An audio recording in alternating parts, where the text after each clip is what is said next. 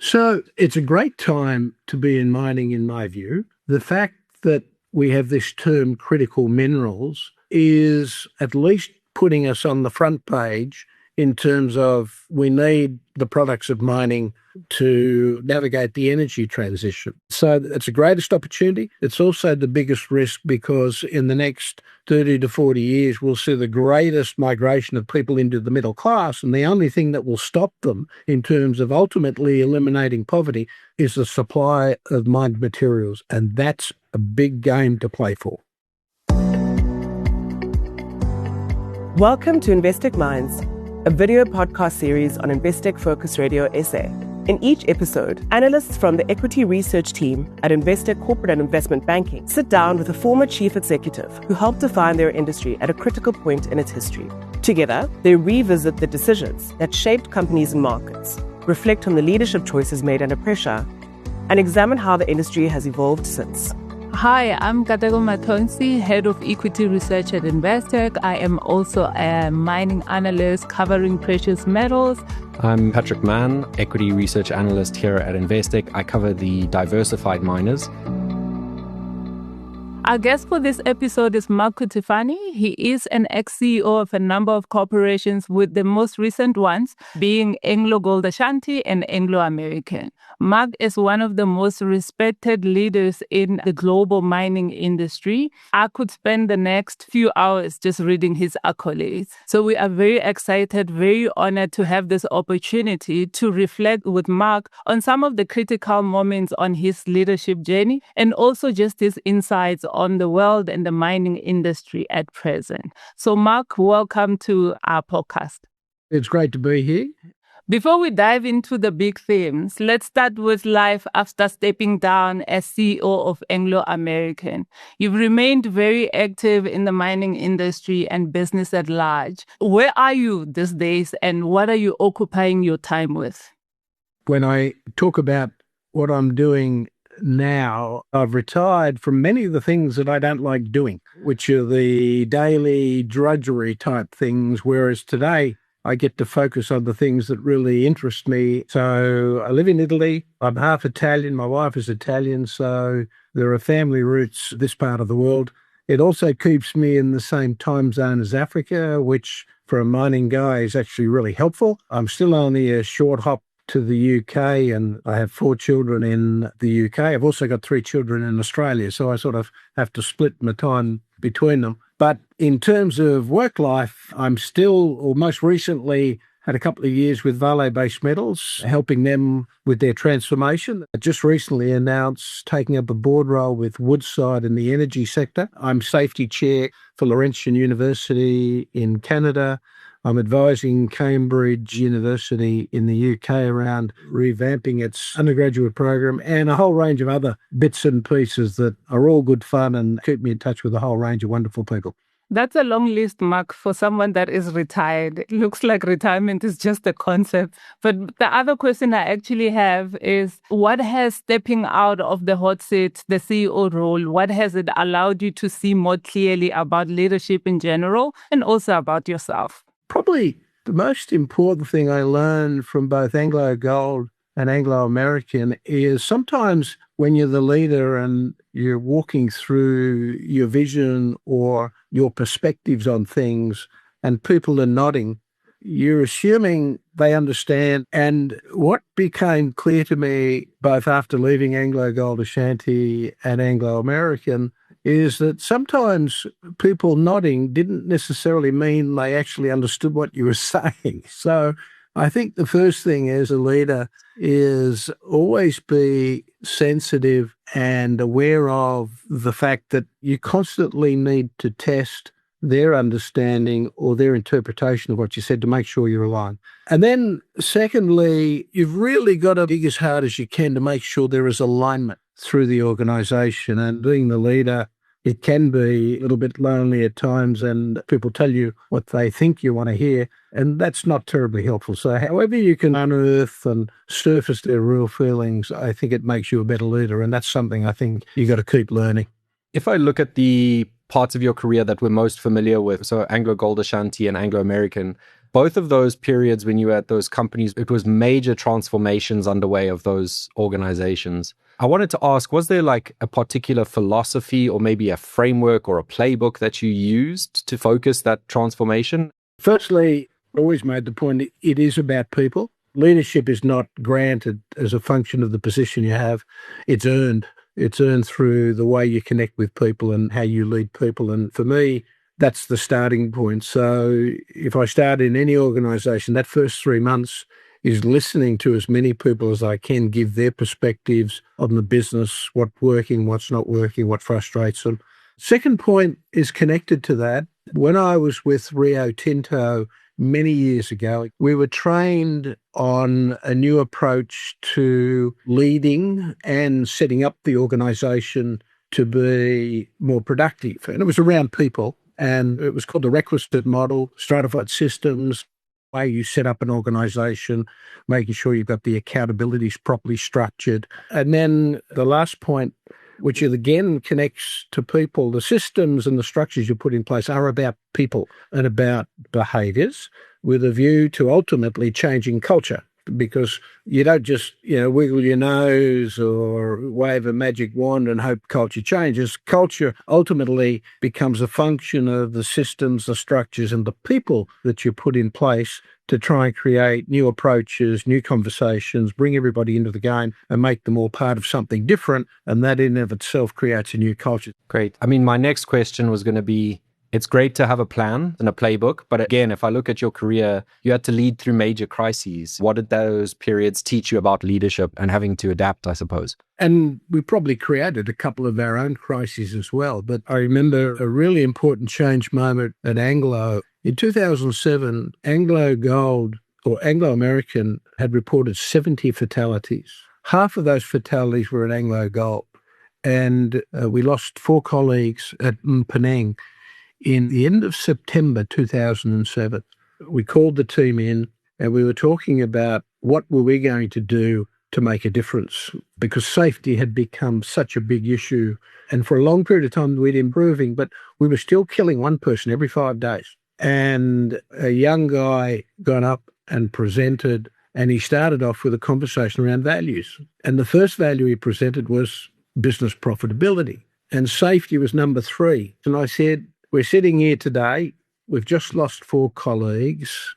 Do you think it's right to have safety as the third value? And at that moment was exactly the right time for us to talk about who we were.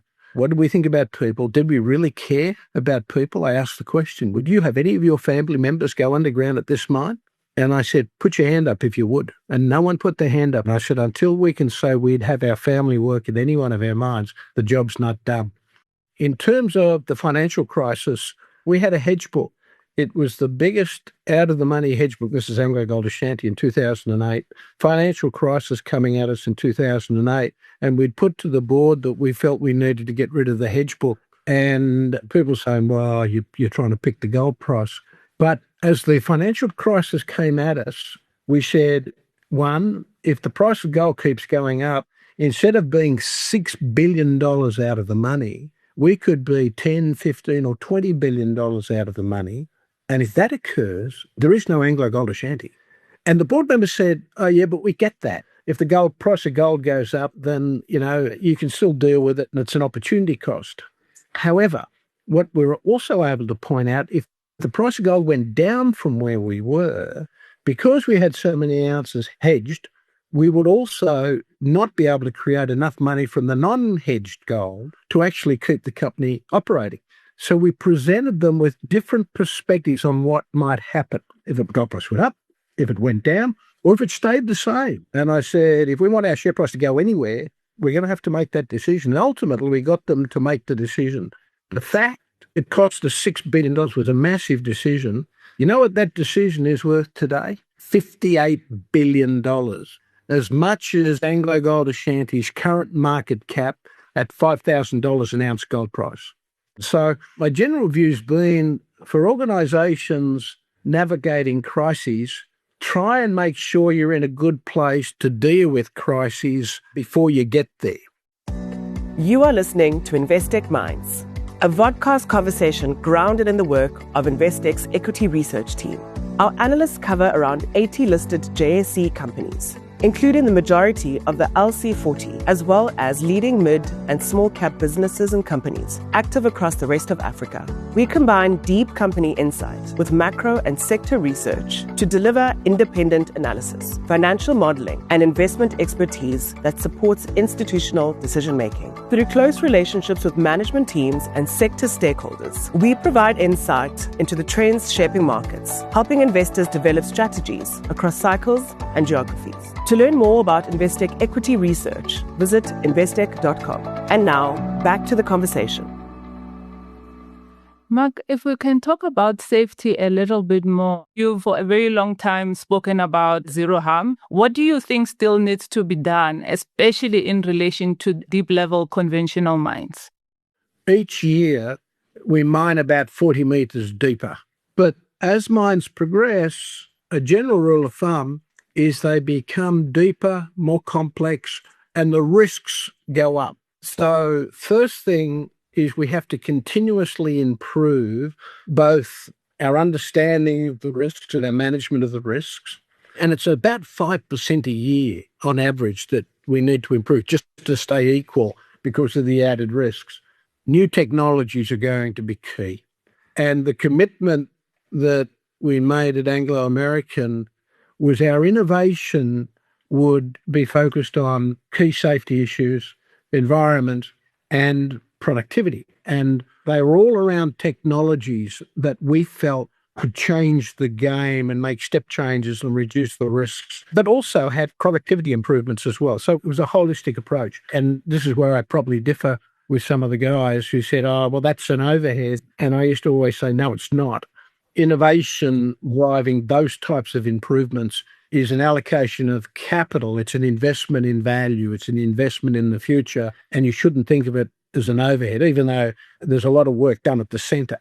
That continuous improvement and the fact we doubled productivity went along with those safety performance improvements. And if we can just shift a little bit into talent, which is the other long-term challenge for the mining industry. You have previously spoken about the great tsunami of retiring talent. So I also just wanted to get your thoughts on what the industry needs to do to attract and retain the new generation. Most people don't understand that in the mining industry, we create all the materials that we all need to live our lives. Mining is everywhere.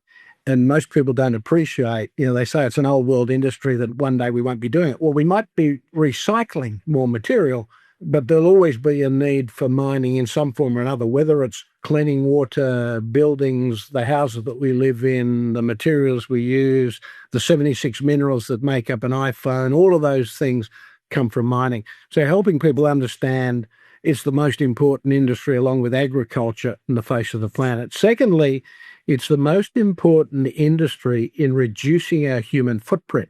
And people say, well, what does that mean? And I said, well, you look at agriculture, it takes up 40% of the Earth's surface. If we didn't have fertilizers and we didn't have mechanized agricultural systems, we could only feed half the people on the planet.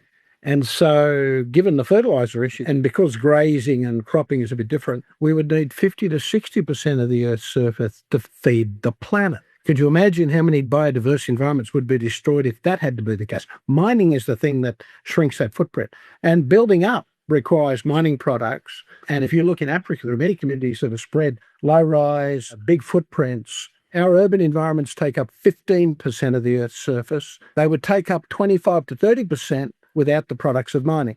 We are the most environmentally net positive industry on the face of the planet, yet nobody knows. So how do we change the dialogue around our industry to help people understand how important we are to their daily lives and give them a sense of all of the career opportunities they have in our industry? So we've got to get young people interested. We've got to try and attract the best, the brightest, to then help us with these new technologies that we're going to need to be successful as we go deeper and work in more complex environments. I agree. I love that comment about the most environmentally friendly industry. I think that turns it completely on its head to what people usually think about it.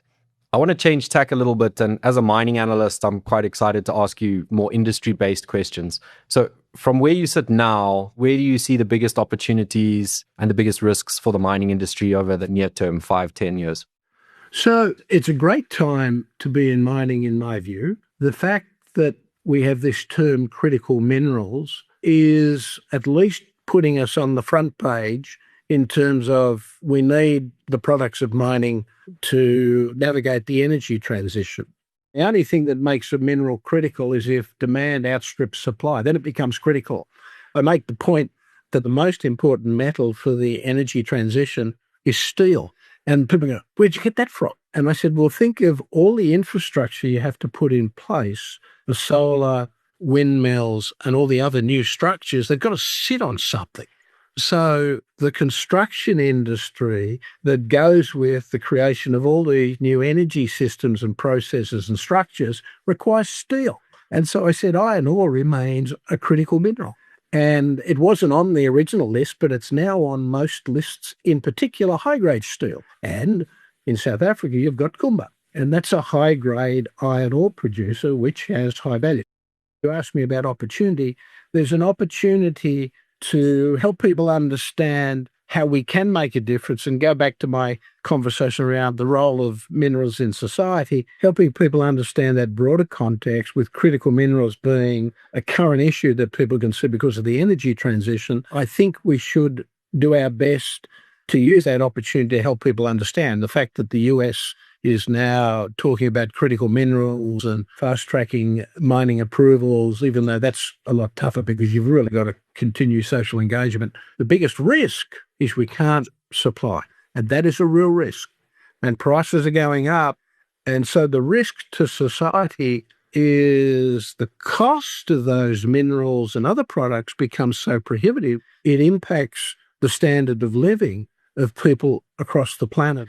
And so if we can't deliver, it means the poorest suffer again because they can't afford those products that will change their life. And so we get this disparity again. And so the role of those major mining groups is actually critical in supplying. And we need to work with artisanal miners in terms of environmental standards and those approaches so that we continue a blend of supply that is safe, environmentally friendly, and socially acceptable. That's the greatest opportunity. It's also the biggest risk because in the next 30 to 40 years, we'll see the greatest migration of people into the middle class. And the only thing that will stop them in terms of ultimately eliminating poverty is the supply of mined materials. And that's a big game to play for.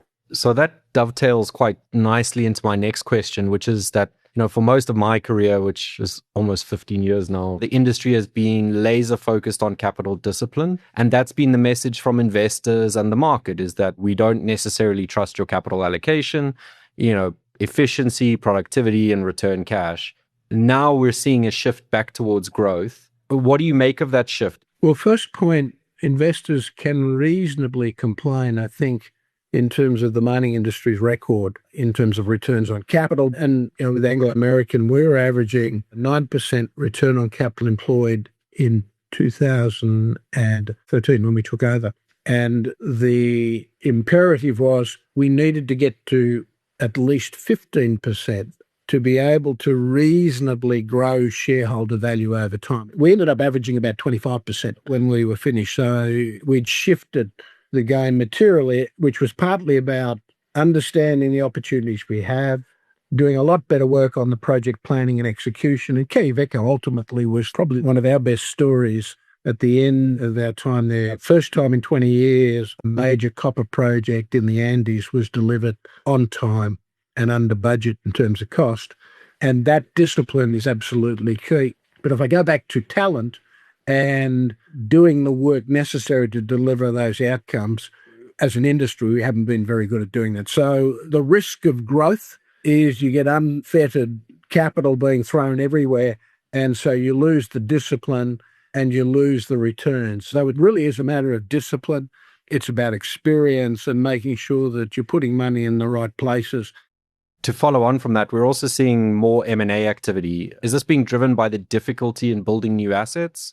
Or is something more structural changing? What are your thoughts on that? Yeah, so I would say yes, yes, and yes. firstly, harder to find. In the last 20 years, for the same effort, we're discovering half the minerals. Now, there are still lots of minerals in resources. So resources meaning, yep, we found lots of copper, but getting it to a reserve, which is demonstrating that it's economically feasible to mine, a lot tougher. That innovation is a story that, in my view, the industry is really lagging on. It's been carried by prices at the moment. The innovation work has been let go across the board, and it needs work.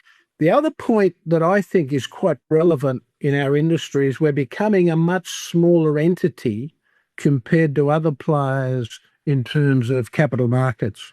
Compared to what mining companies trade at, our biggest mining company, BHP, is probably, you can tell me, but probably 160 billion, whereas we're now talking trillions for the bigger groups. And so attracting capital and then using that capital well requires, I think, a different approach. And I would like to see some more consolidation on the basis that mining companies could more reasonably allocate funds to innovation within a portfolio approach. And just to explain it, at Anglo American, I would always argue for innovation as being a use of capital.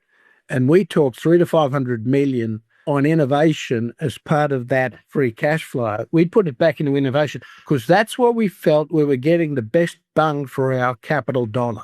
Whether it's coarse particle flotation, whether it was the changing configuration at Kumba, whether it was the headwinds cost reduction program, we had a range of different opportunities we were working on that delivered a 40% cost reduction. So we outperformed everybody. What we found at the centre, we tried to pick the best brains in the industry to build step changes. And they then worked with the sites on how to implement step change. So the sites would focus on continuous improvement, 3 to 5% year on year. And the step change was identified, and then we'd bring the two together to implement a second level of change that didn't occur 3 to 5% every year. You'd get a chunky change, which would be 20%. The bigger the balance sheet, the more potential and capacity you had to make that type of change. In my view, the industry will not compete with the Apples and others of this world unless it has a true innovation culture. That innovation culture and approach is not getting oxygen in the industry today, and that will be to our detriment. And I think that'll be one of the key drivers of consolidation in the industry, because we're going to need to. That was long-winded, but it's one I'm passionate about. No, it's super interesting. Thank you. Yeah. So I want to take you back a little bit on attracting capital and just focusing on Africa and the opportunity related to the critical minerals. If we maybe focus on what governments need to do in order to attract increased investment into the African continent, what would be your advice on what they should be focusing on at this point in time? So I would make the standard observation: policy certainty over time will attract more investment. Key point, everybody understands it. Unfortunately, we don't practice it as well as we should in Africa. And I understand that imperative. In fact, I was coaching a young executive in the industry, and he was saying that in a particular country, the price of gold goes up and we keep getting increased royalties. And I said, well, you got to remember what the minister's probably solving for in terms of poverty. So there's got to be some sort of understanding that they got a challenge. Why not sit with them and say, look, I understand what you're doing. Let's structure this in a way that allows us to be certain in terms of our investments and help you with what you need when the price is going up and we're doing more than X. Then let's work that out beforehand. Don't do it after the event, because in the end, I don't know whether these investments are going to make money if you don't tell me what the rules are. So let's get the rules, make them transparent so people can be confident in investing. Number one. Number two, the push for downstream is, in many cases, but not all, a bit of a red herring. And I use South Africa as a good example. The importance of building mines and creating a broader base of infrastructure comes when you're investing in the primary mining operation plus with a concentrator, which allows you to export product if it's an exportable product. The importance is that 90% of the social infrastructure comes with those investments. So roads, water, energy, IT infrastructure, education, health facilities are funded and are best funded in those primary investments. In terms of smelters and refineries, high capital cost, low margin, low employment. You don't get a lot of extra jobs for a lot of capital. That capital would be better spent in the community developing agriculture and other opportunities to employ more people. And that's how the major continents have been developed. They've graduated their investment on the downstream, but built broader commercial bases, agriculture, other commercial activities that could be supported in those local communities to build a much broader and more resilient economic base. I think maybe, Mark, the other thing to also address is attracting smelters or downstream processes further down the line can be very difficult. If you look at Indonesia and how they needed to ban exports in order to get smelters coming in, it means down the line you may actually struggle to get that investment coming into the country. Yeah. Indonesia is a really interesting case in point. And I was the chief operating officer of Inco, and we were the largest mining group along with Freeport in Indonesia. And they'd negotiated agreements with the Chinese, which effectively pushed the price of nickel low because they overproduced against demand, which gave China access to lower priced nickel. And because they were using the products in their products, it allowed them to make a higher profit on the downstream side. So if you're pulling demand such that the resource-based country gets a reduced price, you're effectively transferring profits to China. And I'm not being critical of China per se. I'm being critical of the strategy that allows that to occur.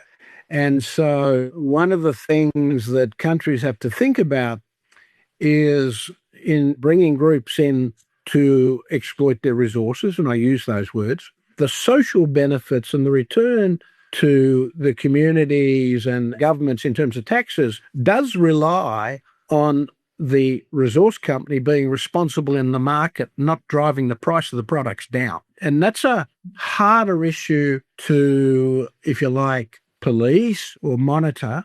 And to Indonesia's credit, they're pulling back those volumes now because they can see the value transfer that's occurring as a consequence of the overproduction, because it means they're depleting a finite resource and selling at a very low cost compared to what one would expect the long-term price should be. So, Mark, as sort of one of our closing parts of this, can I ask you a quick fire round of questions and then just answer with the first thoughts that come to your mind? Yeah, sure. No problem at all. Okay. One commodity you're most bullish on right now? Copper. One leadership habit that you swear by? Always be open to the possibility that you're wrong. A decision you're glad that you made early? People will remind me of this, but I would say the Anglo pivot. When we were in the middle of restructuring Anglo and commodity prices in 2015 kept dropping, we needed to buy 12 months' time. And so pivoting early, even though I copped a fair bit of tough feedback, it was the right call. And so within 6 months, we were able to then swivel back to the original strategy. But it bought us enough time for people not to do anything silly. And we averaged a 50% return for the next 7 years. So it ended up being a good call, but it was the right call. Any piece of advice you ignored that you now think you shouldn't have? I had an opportunity years before I actually left Australia, and I had an opportunity probably about 7 or 8 years beforehand to do a job overseas. And I was still too attached to Australia to take the opportunity. And it was an opportunity missed, I think. One word to describe the future of mining? Innovation. And the last one, the toughest part of being a CEO that we don't see from the outside? Most chief executives do have a heart. And so when you're making tough calls that impact people, it's probably a lot tougher than many people appreciate. Mark, thank you so much. It's been absolutely enlightening. You have achieved things that most leaders never come close to achieving. You have transformed safety, you have built communities, you have reshaped an industry. I think for me, some of the key takeaways is leadership is about people. Innovation is a big deal for the mining industry. That's where we need to be focusing at. And for everybody watching this, copper is the metal. Mark has said it. I think what really came through for me is everything else is fairly replaceable, but the people are not. The thing that stuck with me also is that people can tell whether you genuinely care about them as part of the organization. And I think that's sort of unique to you. I get it a lot stronger from Mark Cutifani than most, is that that's genuinely a core value of yours. So thank you very much. It's a very human leadership trait. You've been listening to Investec Minds on Investec Focus Radio SA. If you enjoyed this conversation, follow Investec Focus Radio SA on YouTube, Spotify, Apple Podcasts, or wherever you get your podcasts, so you don't miss future episodes. And if this discussion added value, please consider sharing or leaving a rating. It helps others discover the series and keeps the conversation growing. Please note that the views expressed in this episode are those of the participants and do not necessarily reflect the views of Investec. This content is for information purposes only and does not constitute investment, financial, or other professional advice. Corporate and Investment Banking is a division of Investec Bank Limited and an authorized financial services provider and registered credit provider.